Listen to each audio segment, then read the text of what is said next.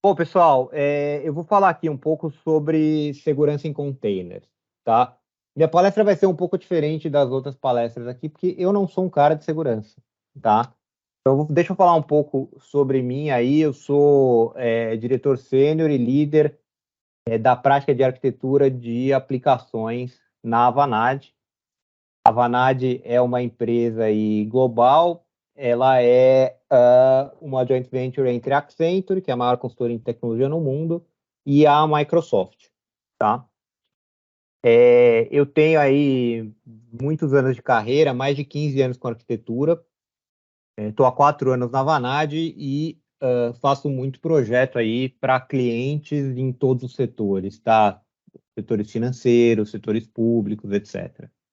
Tenho algumas certificações aí Microsoft também, e as próximas que eu vou trabalhar para ter são as certificações de segurança da Microsoft. Inclusive vi que vai sair uma certificação expert de arquiteto de segurança, que achei bem interessante. Quem sabe eu vou tentar tirar essa também. Aliás, temos vagas, pessoal, na Vanad. Se eu não falar aqui, depois o pessoal me mata lá. Deixa eu falar um pouco. Então, assim, como é uma palestra de um arquiteto para um público de segurança, ela vai ser um pouco diferente, porque meu foco é em aplicação, meu foco talvez um pouco diferente. Metade das coisas que o Donda estava falando aí, eu estava viajando na maionese, tá? Então, só para a gente contextualizar, eu não sei quanto vocês conhecem de container, mas para a gente contextualizar a diferença entre um container e uma VM, quando a gente roda uma VM, a gente está rodando em cima de um sistema operacional do host com um hypervisor que emula uma máquina nova. Então, eu tenho dois sistemas operacionais, um sistema operacional da máquina host e um sistema operacional da máquina guest. Quando eu rodo um container, eu tenho um engine de container, tá? Que o mais comum era o Docker até pouco tempo atrás. Hoje em dia já tem outros que estão se popularizando aí.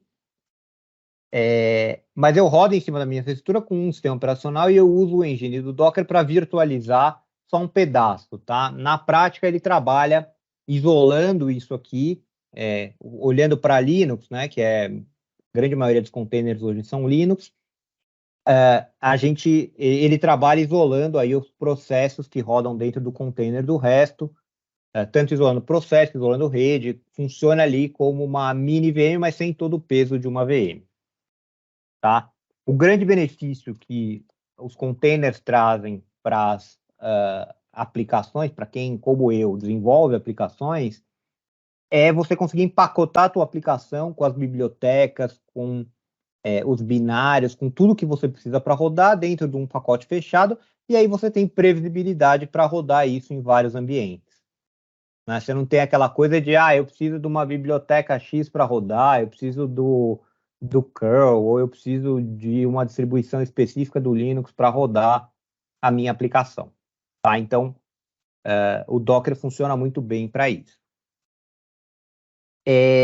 Só que isso traz desafios também de como a gente constrói essas aplicações, como a gente constrói esses Dockers, tá? Esses containers. Ciclo básico de como funciona um container, tá? Então, eu tenho um Dockerfile, que é um arquivo que descreve como ele vai construir o container. Então, é uma série de comandos sequenciais que ele usa para construir uma imagem binária do container. Eu pego essa imagem, né, esse processo de construir a imagem é chamado de build. Então, eu faço o build dessa imagem e gero ali um binário que é um sistema operacional com as minhas bibliotecas, com os meus aplicativos, com os meus binários ali. Depois eu publico isso num registry, para que isso possa ser acessível por outras pessoas. E na hora que eu quero rodar, eu faço primeiro um pull dessa imagem, então eu puxo essa imagem para o meu host que vai rodar, e a partir da imagem eu posso rodar ela quantas vezes eu quiser dentro da minha infraestrutura, tá? Então, funcionamento básico dos containers aqui, do ciclo de vida dos containers. Quando a gente fala de segurança aqui, aonde eu tenho que trazer, em qual desses passos eu tenho que trazer segurança e onde isso é importante de ser tratado. Tá? Então, na verdade, ele é importante ser tratado em todos os passos. Se a gente pensar numa postura moderna de segurança, a gente sempre está falando de shift left. O quanto mais eu jogar à esquerda aí, né? Então, antes do meu ciclo de desenvolvimento, do meu ciclo de criação, a minha avaliação de segurança, mais protegido eu estou e melhor vai ser a minha proteção, menor vai ser o meu custo de manutenção. Então, a gente começa com essa abordagem, com essa abordagem de botar segurança nos containers na fase de build, na forma como eu construo o meu Dockerfile, tá? E aqui eu vou mostrar exemplos, tá? E são exemplos que a gente viu, não exatamente esse exemplo, mas exemplos que eu tenho visto aí nos últimos anos em clientes reais de como a galera constrói container. Alguém aqui pode ajudar e falar quais são os problemas que existem num container como esse de Node, tá? Para quem não conhece Docker, o Docker ele sempre parte de uma imagem base. Então eu estou declarando que eu vou usar uma imagem do Node, que é uma imagem publicada na versão 16. Eu determino meu diretório do container que ele vai usar como diretório de trabalho, copio arquivos do meu host onde eu estou buildando para o meu container, e aí rodo comandos. Aqui eu estou rodando npm install para ele instalar as dependências, o comando padrão do Node, e estou rodando, estou falando que quando subir o container, o comando que vai ser executado aqui é o comando Node, passando aqui a minha aplicação para ele executar. Tá? Alguém me ajuda aí com problemas que podem ter aqui? O problema seria na parte da cópia, por exemplo? Parte da cópia é um dos problemas. Imagem com vulnerabilidade é um problema. O pessoal falou aí de, se não especificarmos a versão da imagem, ele pega a mais recente? Sim, se você não coloca nada aqui, ele vai pegar a versão mais recente. Existe uma tag especial, quando a gente fala de publicação de Docker, que é o latest, tá? Que é a última versão. Isso pode gerar problema, porque, por exemplo, se a minha aplicação foi desenvolvida para Node 16, talvez ela não rode no Node 17, no Node 18. Nem sei qual é a versão atual do Node. Então, é um problema, às vezes, você colocar latest por conta disso, tá? Injeção de código malicioso é um problema também, tá? Então, vamos olhar aqui, eu apontei aqui 5 grandes problemas aqui, tá? E que tá um pouco dentro do que vocês falaram aí. Então, vamos lá. Primeiro, quando eu especifico essa versão aqui, eu tenho que tomar cuidado com o que eu estou trazendo junto para a minha versão. Ele está usando uma distribuição completa. Sempre que eu olho para imagem, quando eu entro no Docker Hub, que é onde tem a maior parte das imagens lá publicadas, e eu leio a descrição da imagem, sempre vai falar, ó, quais são as versões que estão publicadas, qual é o meu esquema de versão. Se você olhar do Node, essa versão é uma versão que traz o Ubuntu. Então, ela traz muita coisa dentro dela, uma série de aplicações, e isso aumenta a minha superfície de ataque. Né? Como falaram aí, putz, pode trazer um monte de vulnerabilidade que está publicado, que está nessa versão. Tá? A hora que eu faço a cópia dos dados da aplicação, eu posso estar copiando coisa que eu não deveria. Posso estar copiando uma configuração de desenvolvimento, posso estar copiando arquivos que são desnecessários. E no caso de Node, ainda tem uma questão ainda dessa forma que está feito, que ele não está quebrando o build e a cópia dos arquivos da forma mais otimizada. Não tem muito a ver com segurança, mas é uma má prática do Docker você copiar tudo de uma vez, você não faz cache de imagem, né? O Docker tem uma facilidade que ele vai fazendo caching das imagens conforme você vai construindo. A hora que eu mostrar o exemplo aqui que eu corrijo, eu falo sobre isso.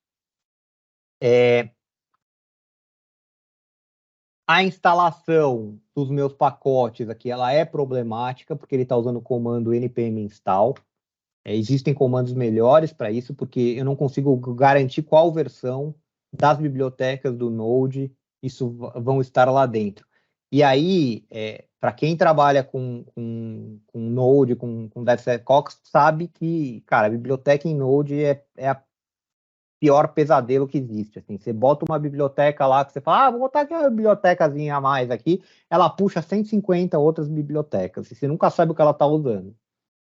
E o ecossistema de Node, de bibliotecas de Node, é um dos que é mais visado aí para substituir biblioteca, para injetar código malicioso. A gente tem 2 ou 3 casos aí grandes que bibliotecas importantes, entre aspas, às vezes não tão famosas, mas que tinha muita gente que dependia delas, que quebraram recentemente. Tá? Então teve uma agora que quebrou por conta da guerra, o cara subiu uma versão de uma biblioteca que era super usada por um monte de gente, ele subiu uma versão que puxava o IP, a geolocalização do IP, se estivesse rodando na Rússia, ele copiava os arquivos que não tinha nada a ver, zoava a máquina de quem estava rodando. Era uma forma de protesto que o desenvolvedor fez para a Rússia. Normalmente isso é corrigido de forma rápida, mas acontece. O problema de supply chain, exatamente, Thiago. É um problema de supply chain. Em Node, cara, problema de supply chain é a coisa mais comum que tem, tá? E aí, você usar npm install é um problema sério, porque você não tem garantia que qual versão que está sendo copiada é a mesma versão que você estava desenvolvendo.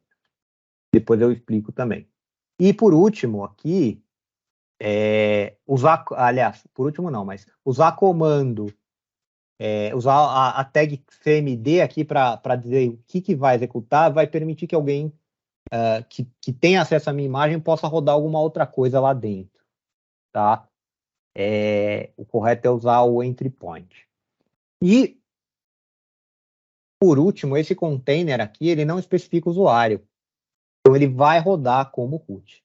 E esse é o erro mais comum que acontece em 99,9% dos Dockerfile que eu já olhei em cliente.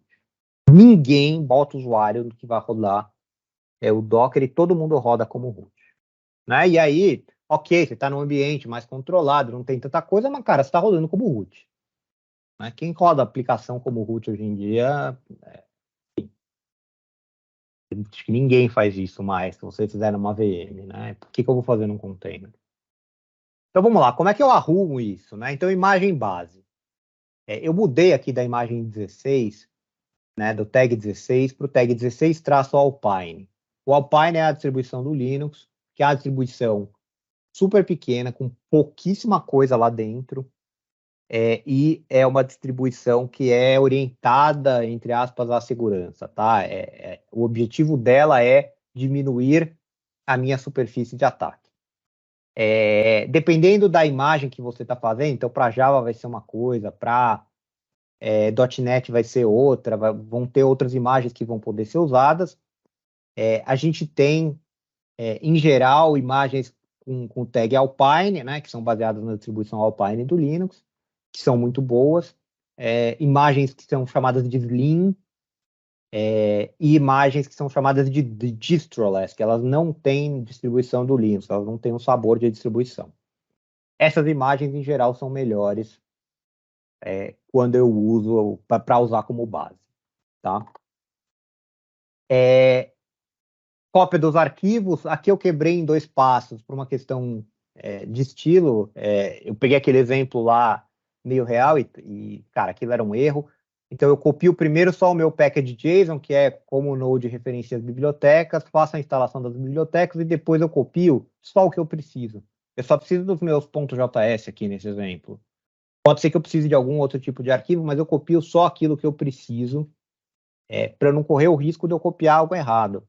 De eu copiar um arquivo, por exemplo, está rodando como YAML, como está rodando, eu estou compilando isso aqui no Azure DevOps, que tem um YAML do pipeline, eu não quero que o meu YAML do pipeline vá dentro do meu container, porque ninguém precisa saber como é que eu construo ele.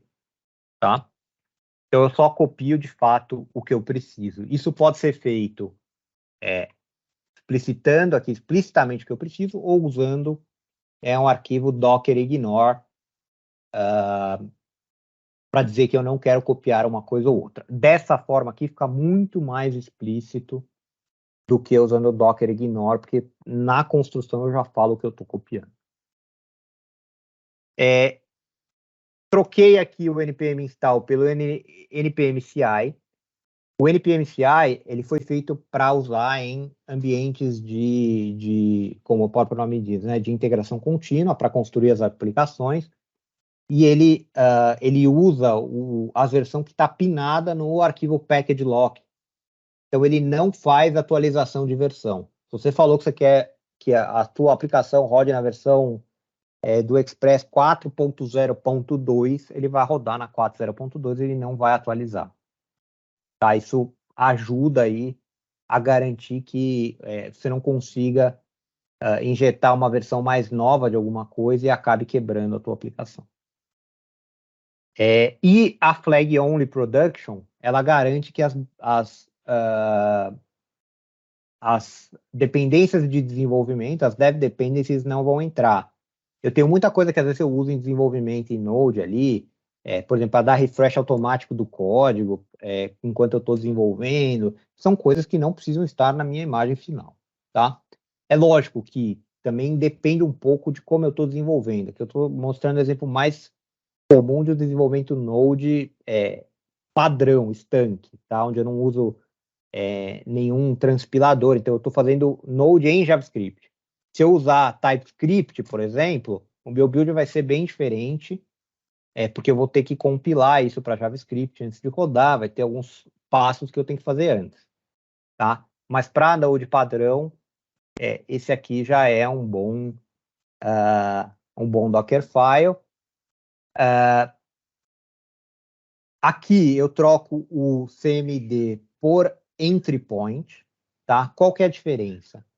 O CMD, se eu pegar esse Docker aqui, der um Docker run e passar alguma coisa depois na linha de comando, ele vai executar o comando que eu falei. Então eu poderia, em vez de falar node myapp.js, eu poderia falar docker run node meu outro arquivo.js. Ou pior, eu poderia fazer docker run e falar para ele rodar o curl e acessar uma coisa. Quer dizer, acaba que eu deixo aberto para a pessoa, usando o CMD, eu deixo aberto para a pessoa executar o que ela quiser no meu container, tá? Óbvio que ela precisaria ter entrado na minha máquina antes, tem uma série de coisas, óbvio que tem outras proteções, mas não é uma boa prática, é melhor usar o entry point, porque o entry point garante que esse comando é o comando que vai executar quando subir, tá? Ele pode até jogar coisas para executar depois. Então, se eu passar entry point node myapp, ele pode jogar parâmetros para minha aplicação, mas ele não vai poder reescrever o comando que eu quero que ele rode. Por último, não rodar como root. Pode falar, alguém quer falar alguma coisa?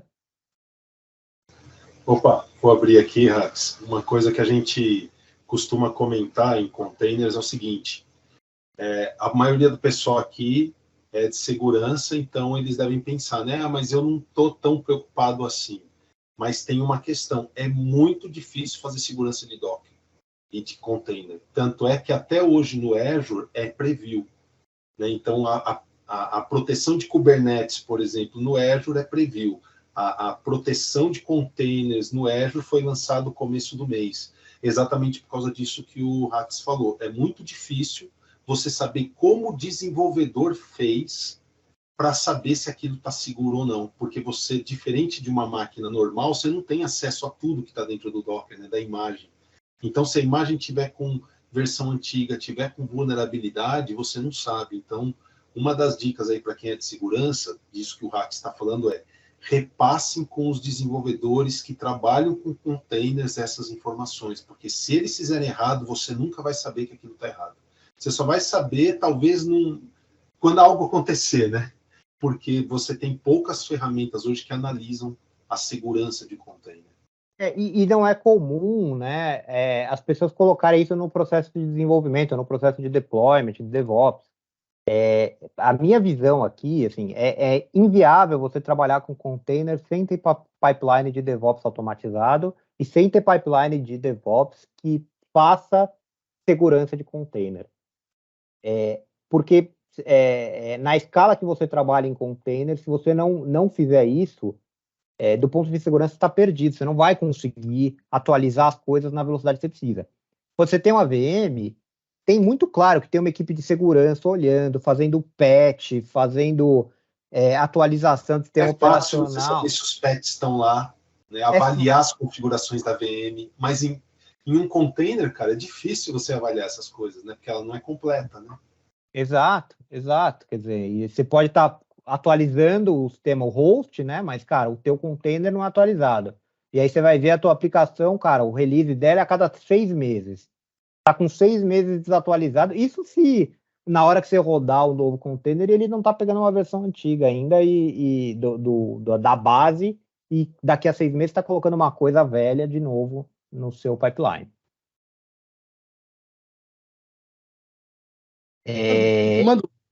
Pode falar. Se utilizar um teste de integração não resolveria o problema dentro do Docker? Para verificar a versão.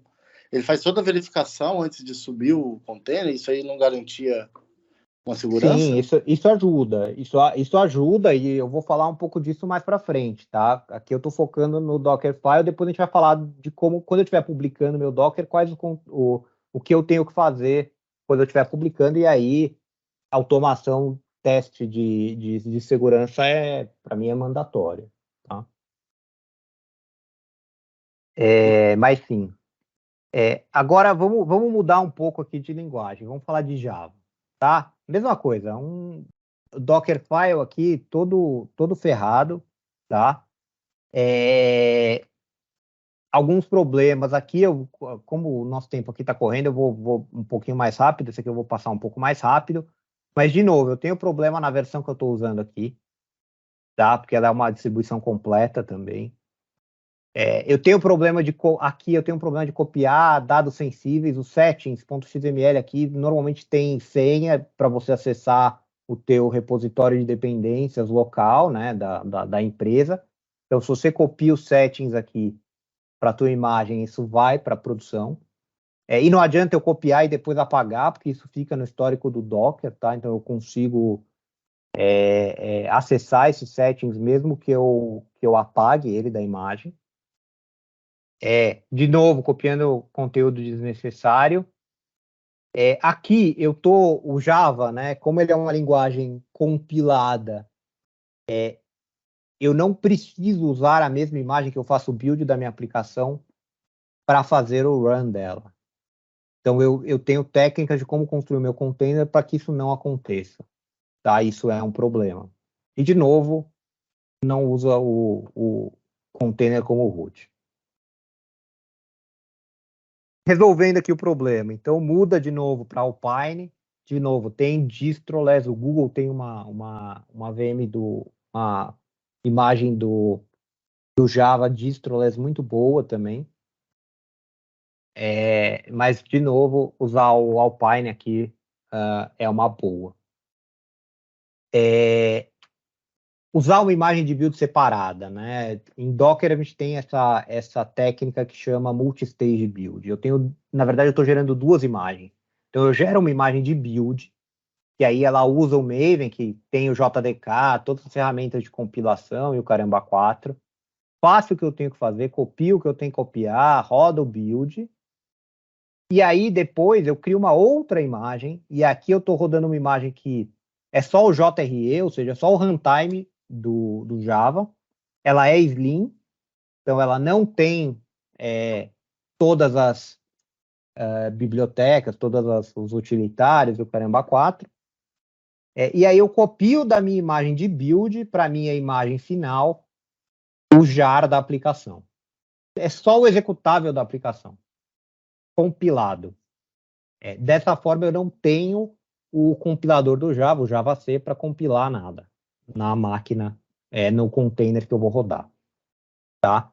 Eu consigo fazer isso com praticamente qualquer linguagem que seja compilada. Com Node não dá para fazer, porque o Node é interpretado.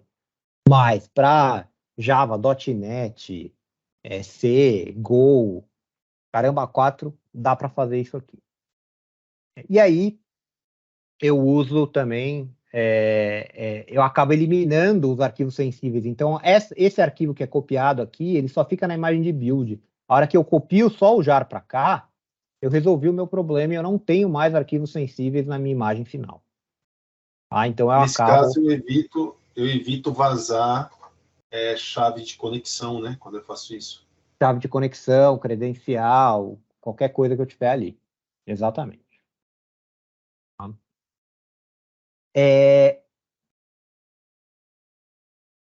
Aqui tem uma outra otimizaçãozinha também, de você quebrar aqui o build em duas partes, tá? E garantir que eu não estou copiando também nem para imagem de build coisas desnecessárias, porque quando eu faço uma imagem Java, o package do Maven, ele copia arquivos que talvez você não precise. Aqui eu só estou copiando o source. Se eu tiver, por exemplo, arquivo de teste, coisa do tipo, eu não preciso copiar isso para a imagem que eu estou construindo, ou resources, dependendo do que for. Então, eu reduzo as coisas e aí eu quebro também e tenho um cache melhor da minha imagem. Tá? E por último, aqui, não usar root. Tá? Então, eu adiciono um usuário, dou um chon aqui para a aplicação ficar para esse usuário e uso esse usuário para rodar. Tá? Então, eu não uso o usuário de root para rodar. E eu falo várias vezes isso porque, cara, esse é o erro mais comum que eu vejo. Ninguém cria uma pinóia de um usuário no container. .NET Core. Esse aqui está um pouquinho melhor. Você vai falar, não, pô, esse aqui está melhor. O cara está copiando o CSProj primeiro, fazendo restore, está publicando. Ele está usando entry point, está usando multistage. Você vai falar, esse aqui está melhorzinho. Né? Está um pouco melhor, mas ainda pode ser melhorado. E aí, de novo, você precisa ter alguém que conheça do ambiente de desenvolvimento, que conheça da tua aplicação e que trabalhe junto com o pessoal de segurança para poder chegar na conclusão de qual a melhor solução que eu vou dar aqui. Aqui eu ainda tenho alguns problemas. Aqui eu estou gerando DLL, se eu faço esse comando do .NET. A hora que eu faço build, eu gero uma série de DLLs aqui para serem executadas. Tá? Não é um arquivo executável. E eu ainda preciso ter o .NET Runtime instalado no meu container para rodar. Tem algumas técnicas aqui novas do .NET Core que ele vai gerar um executável standalone que fica filé para rodar. De novo, estou usando a imagem com a distribuição completa. Container rodando como root. Tá? Então, aqui está um pouquinho melhor o meu container. Tá? Para eu poder compilar aqui o meu executável, né, como o .NET chama de um single file executable, tá? Então eu vou rodar ele aqui, ó, com essas flags aqui. Eu tenho que falar qual runtime que eu vou usar, então vou usar um Alpine, que eu vou fazer um self-contained, então ele vai ser autocontido, ele vai embutir todas as bibliotecas do .NET necessárias aqui. Ele vai fazer o tree, então ele só vai publicar o que é de fato necessário e vai ser um arquivo único. Então ele vai criar para mim um executável único para eu rodar o meu serviço. Tá? São todas as aplicações .NET Core que funcionam nesse formato? Não. Dependendo de como eu faço a descoberta, se eu fizer carregamento de DLL dinâmico, tem algumas coisas que pode ser que a aplicação faça, que esse tipo de técnica não funcione, tá? Por isso também você tem que trabalhar próximo aí da equipe que está criando a aplicação. 90% das aplicações vão funcionar desse jeito. Como eu estou usando esse cara aqui, né? Estou usando um single file executable, eu não preciso, né? O .NET ele tem várias imagens, né? Então aqui eu mudei para o Alpine, né? Para bater aqui dentro. E aqui o .NET tem uma imagem que é a do ASP.NET, que ele usa, que só tem o runtime, não tem a compilação. Mas como eu publico como um single file executable, eu posso usar essa imagem, que é de runtime dependencies, que é só as dependências externas que o .NET precisa para rodar. Ele não tem o .NET Core instalado, porque não precisa, porque tudo já está embutido no meu executável. O meu executável aqui fica um pouco maior, óbvio, Mas, em termos de segurança, isso é imbatível, porque eu fico super fechado, tá? Aí eu copio só a minha aplicação e aí, em vez de executar o .NET passando a DLL, né, que eu tinha aqui, ó, .NET, passando aqui o nome da minha DLL, eu simplesmente chamo o executável que foi criado, tá? E aí, de novo, coloco aqui as paradas como root, tá? Então, por incrível que pareça, hoje é mais seguro você desenvolver em .NET, em tecnologia Microsoft, do que em Java ou do que em Node, porque, justamente por conta dessa possibilidade aqui. Tá? Embora que Java também tenha o Quarkus, dependendo da tecnologia, ele também gera executável. Mas vamos lá. Falando sobre a publicação, tá? Então, depois que eu gerei a minha imagem, eu vou publicar ela no meu registry. Tá? E aqui, eu não vou falar de obviedades, que você tem que proteger teu registry com senhas, tem que guardar bem tua senha, esse tipo de coisa, eu não vou falar. Tá? Eu vou falar mais do processo de publicação mesmo. Aí o Alessio tinha falado da questão de validar as imagens, e aí eu tenho várias ferramentas para validar a imagem. O próprio Docker tem o Docker Scan, tá? Que na verdade ele usa o Snyk, que é uma ferramenta aí de segurança, de análise de composição de software. E ele, tanto que o link aqui, né, sempre do Snyk, e aí ele valida para mim e me diz quantas vulnerabilidades críticas, high, medium e low eu tenho, tá? E aí eu fiz a validação, ele deu aqui uma low. E aí você deve, né, no teu processo de build, dependendo da tua ferramenta e tal, colocar um quality gate aqui para dizer o que você vai aceitar, o que você não vai aceitar em termos de vulnerabilidade, tá? Para não já criar uma imagem que seja vulnerável. Outra ferramenta interessante que faz também isso é o Triv. O Triv também é uma ferramenta open source, gratuita, tá? Tem versões pagas e tal, mas ele também faz a mesma coisa. Agora, olha que interessante isso aqui. A minha imagem aqui é a mesma imagem, tá? Exatamente a mesma imagem. Sem tirar nem pôr. Essa aqui fala que tem uma vulnerabilidade low, que ele aponta aqui no OpenSSL, tá? E aqui, de novo, ele aponta, só que ele aponta como high. A mesma imagem. A mesma vulnerabilidade, dependendo de quem classifica. Um classificou como high, o outro classificou como low. Então, é importante também a gente fazer a avaliação de em quem a gente vai confiar, ou se a gente vai usar os dois e tudo que for high em qualquer um dos dois, a gente vai bloquear, tá? Mas é importante saber que os fornecedores desses builds classificam as coisas com severidades diferentes. Tá? Isso aqui eu nem foi planejado, eu estava rodando para pegar os prints aqui e vi que era diferente, falei, nossa, aqui nunca tinha reparado que tinha essa diferença, tá? E aí é importante eu não deixar esse tipo de imagem com severidade entrar no meu ambiente.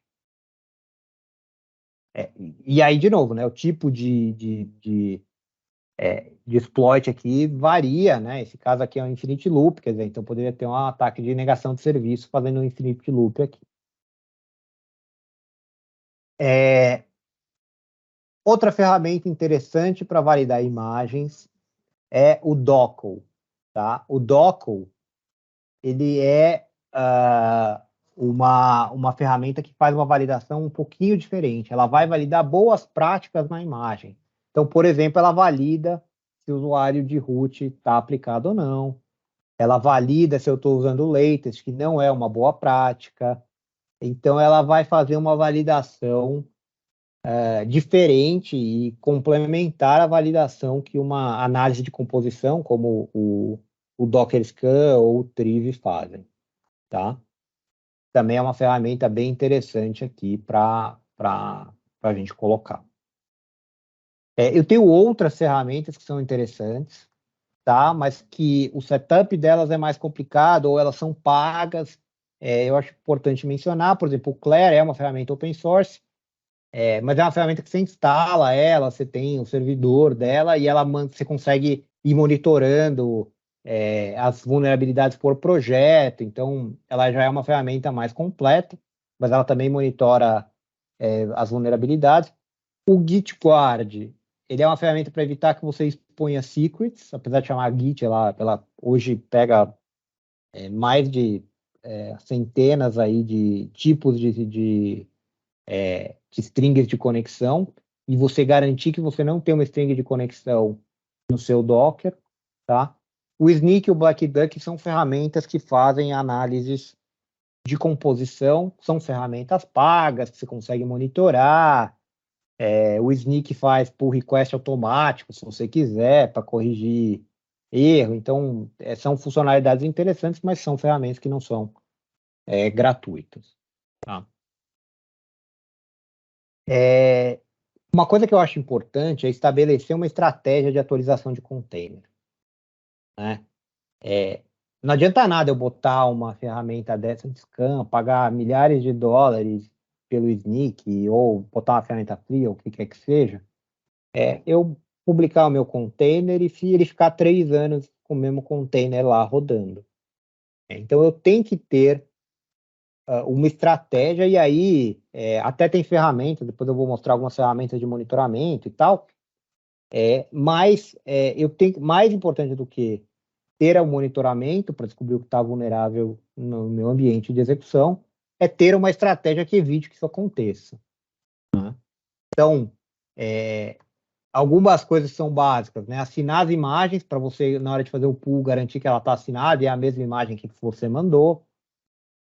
Uma estratégia que funciona muito bem nos clientes que a gente fez é criar uma imagem básica, né? Então, por exemplo, o cliente está usando lá Java, eu vou criar uma imagem básica do Java, na versão correta, que já foi o usuário root, que já usa o modelo correto, a distro base é a correta, já tem todas as práticas de segurança que eu quero pôr lá, tá?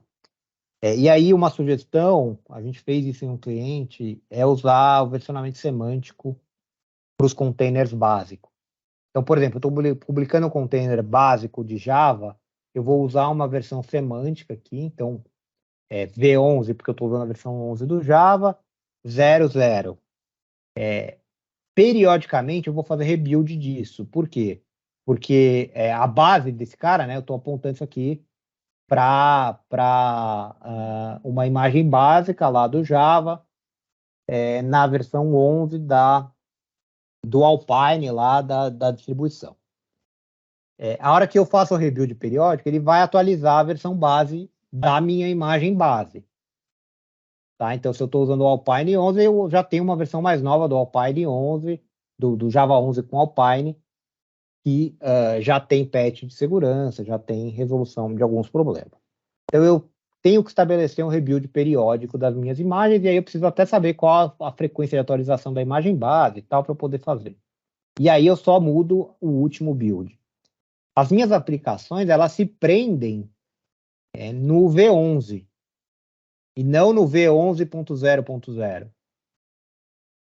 Isso garante que toda vez que eu construir os meus microserviços aqui, ele vai pegar a última versão que eu publiquei dessa versão aqui. Então, se eu mudar meu baseline de segurança e colocar alguma coisa a mais aqui, a próxima vez que eu construir um microserviço, ele vai já pegar essa imagem mais segura, tá?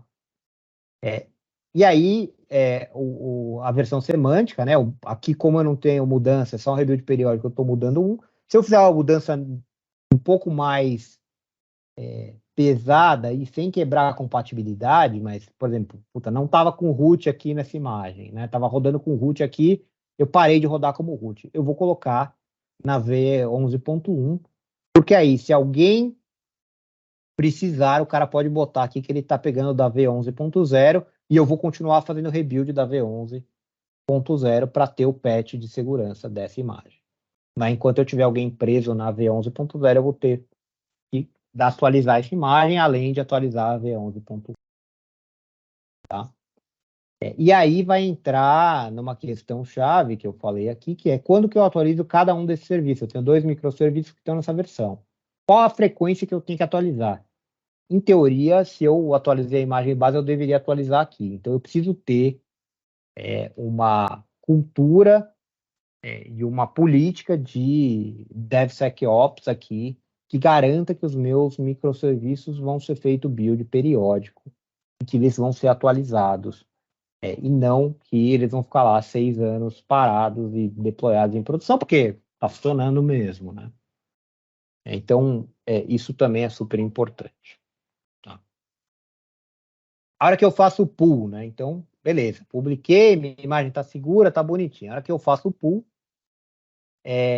como eu falei, para assinar todas as imagens, só aceitar imagens assinadas, tá? E aí, dependendo da minha postura de segurança, eu posso aceitar imagens que estão no Docker Hub ou não.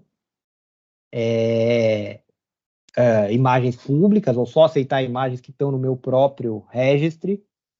Eu já vi as duas coisas, tá? E depende muito da criticidade, do como você quer fazer, e da quantidade de serviços que você tem, serviços até de terceiro rodando nos teus clusters aí de containers. Então, usar imagens apenas no seu registry é uma possibilidade, mas não é todo mundo que faz e não é uma recomendação aqui sine qua non, tá? Você só pegar imagens assinadas, você já tem uma boa segurança aí.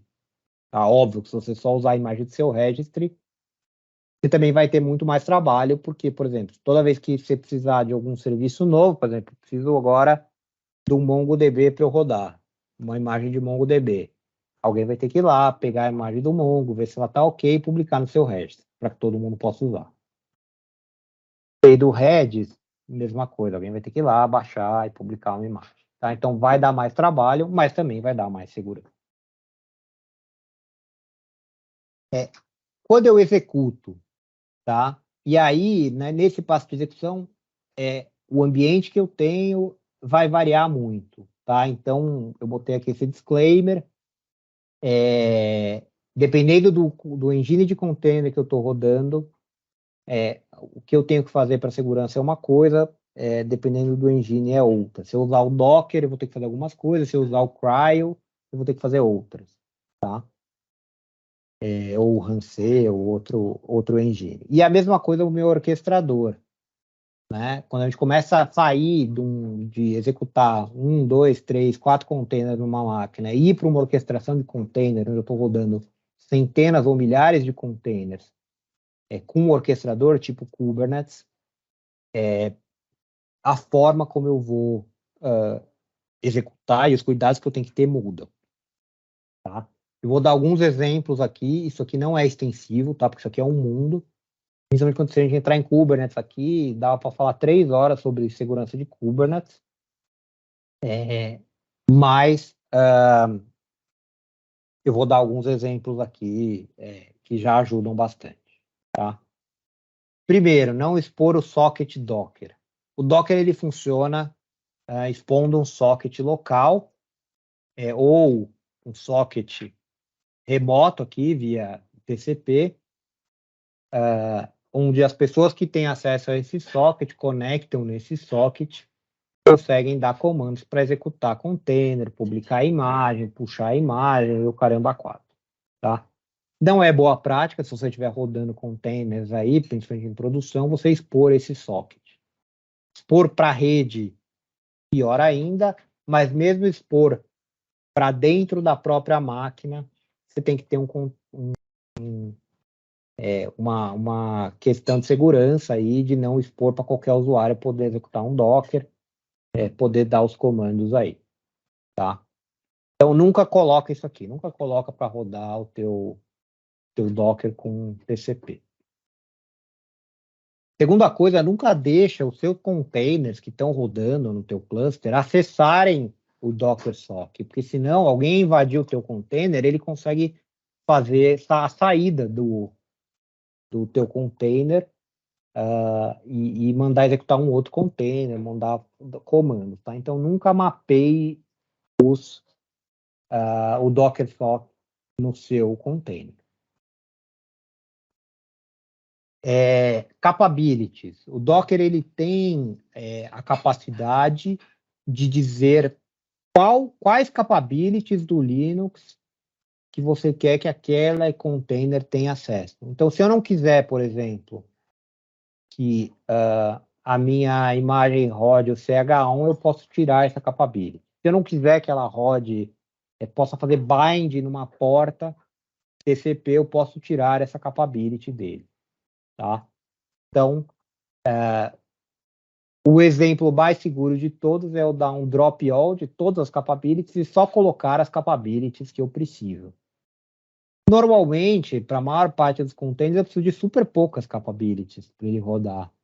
Vou precisar ali de um TCP bind ali para ele poder expor uma porta e não muito mais do que isso, tá? Então, acaba sendo um jeito bem seguro de você garantir que aquele teu container não tenha capabilities maiores e não possa acabar, não, se diminui muito o que aquele container vai poder fazer, tá?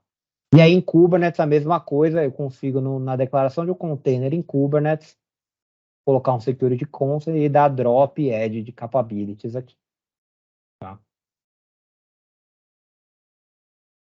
Opa, voltou. Mount, né? Então o Docker, o ideal é que o teu Docker seja estático, ou seja, ele é uma imagem que não se modifica, tá? E aí você faz a persistência, você faz ele acessar o mundo interno fazendo mount de caminhos nas suas imagens. Não é boa prática você fazer mount de coisas sensíveis, do /dev, do /proc, do root, do /sys. Não é legal você fazer o mount dessas coisas no seu container, a menos, é claro, que você precise, né? Às vezes você tem algum cenário aí, principalmente cenários que envolvem IoT, cenários de rodar container na borda, que você está fazendo IoT, e aí você vai precisar, talvez, o /dev para ter acesso a algum hardware, enfim. Tá? Mas, em geral, não é boa prática se você mapear esses mounts. Limitar recurso para container, para reduzir possibilidade de denial of service. Então, em Docker, você pode passar quanta memória e quanta CPU você quer que o container tenha. Em Kubernetes, a mesma coisa. Você vai limitar a possibilidade, se alguém invadir o teu container ou tentar fazer um denial of service e tentar usar mais memória do que você deixou, mais CPU do que você deixou, o Docker vai matar esse container. Tá? Também é uma boa prática. Outra ferramenta muito interessante é o Docker Bench Security. Ele é uma imagenzinha Docker que você roda na sua máquina e ele vai avaliar tanto boas práticas no Docker em si, né, na instalação do Docker. Então, ele vai dar warnings aqui do teu host, tá? E para isso, eu tenho que quebrar meia dúzia das regras que eu acabei de falar. Então, eu tenho que mapear o var aqui, tenho que mapear o Docker SOC, tenho que mapear um monte de coisa aqui, tá? Mas ele já mapeia aqui, ele vai mapear também as imagens que estão rodando. Ele faz uma verificação super legal aqui. Fala, Shinfik. Eu consigo colocar essas ferramentas no pipeline de DevOps? Ou elas vão trazer um output em texto e o DevOps não sabe tratar? As ferramentas de scan, sim, eu consigo colocar. Essas ferramentas aqui são ferramentas de execução. Então, eu vou colocar, se eu tiver um Kubernetes que eu montei na mão, eu vou colocar isso aqui lá para rodar no meu Kubernetes. Tá? Então, são ferramentas para monitoramento de runtime. Em geral, eu não coloco esse tipo, por exemplo, Docker Bench Security, eu não coloco no pipeline. Tá? Mas o scan, o sneak, essas coisas eu coloco. Os outros dá para pôr. Dá para pôr. E aí, mesmo que seja um output texto, em geral, a maior parte das ferramentas de pipeline, de CI/CD, se dá um erro na execução, né? Se você dá um retorno diferente de zero ali naquele passo, ele vai quebrar aí o pipeline. Tá? E aí quem estiver olhando vai ler o output para poder saber o que está fazendo. Então, essa ferramenta é legal para validar aí a segurança do teu ambiente Docker. E algumas outras ferramentas que são interessantes aqui também Para monitorar ambiente, duas que são muito legais, o Falco.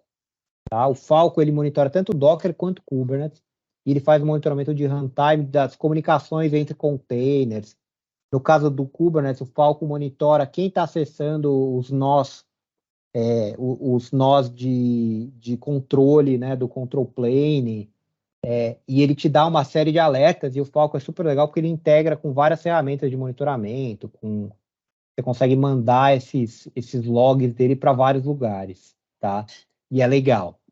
O grande problema do Falco aqui, a gente colocou em um cliente recentemente, se você usar uma distribuição gerenciada de Kubernetes, por exemplo, a gente colocou isso aqui para rodar num AKS, num Azure Kubernetes Services, você vai ter um problema de muito falso positivo, porque a Microsoft tem as imagens dela, que não estão cadastradas como imagens boas nas regras desse cara, mas você consegue customizar as regras do Falco para tirar esses falsos positivos, sabe? Ele faz uma análise baseada em regras, e aí você pode até colocar as suas regras, tá? E o Threat Mapper, ele fica rodando no seu ambiente ali, pode ser Docker, pode ser Kubernetes, ele fica monitorando todas as imagens que estão lá e fica mapeando as vulnerabilidades que estão presentes nas imagens que estão rodando. Tá? Que aí você pode ir lá e bater no pessoal de desenvolvimento e falar, atualiza aí que tua imagem está 10 vulnerabilidades aqui. Tá? Então são ferramentas também bacanas aqui que a gente já usou em alguns clientes. Tá? Pessoal, era isso. Estamos aqui no horário também. Alguém tem alguma dúvida? Alguém quer falar alguma coisa?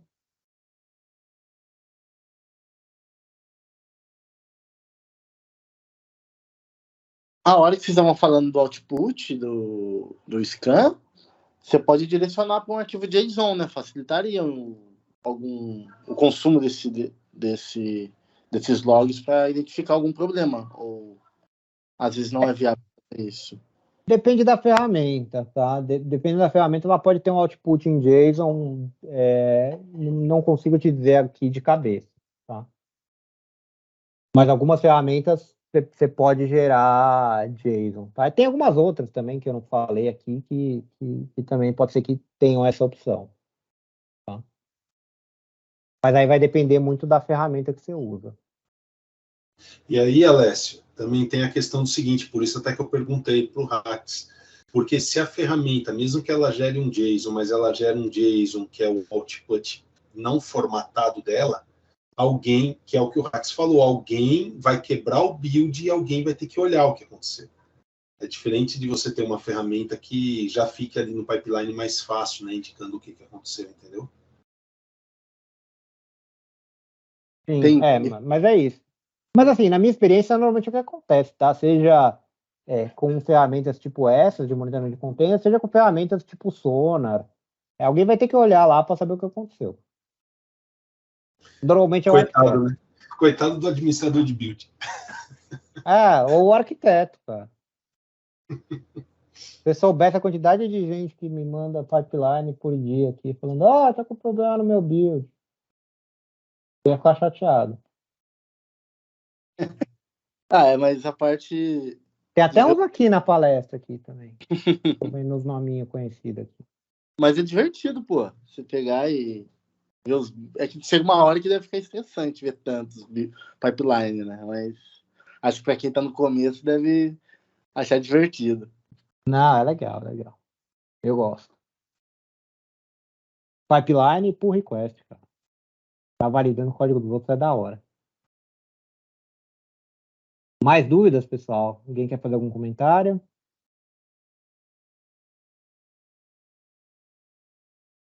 Então, beleza, pessoal. Obrigado aí. Eu vou mandar o PPT aqui para o pessoal daí, para o SimSIC, para o pessoal da organização, para eles depois compartilharem aí com todo mundo. Valeu, pessoal. Maravilha, obrigado, André. Vou encerrar a gravação aqui.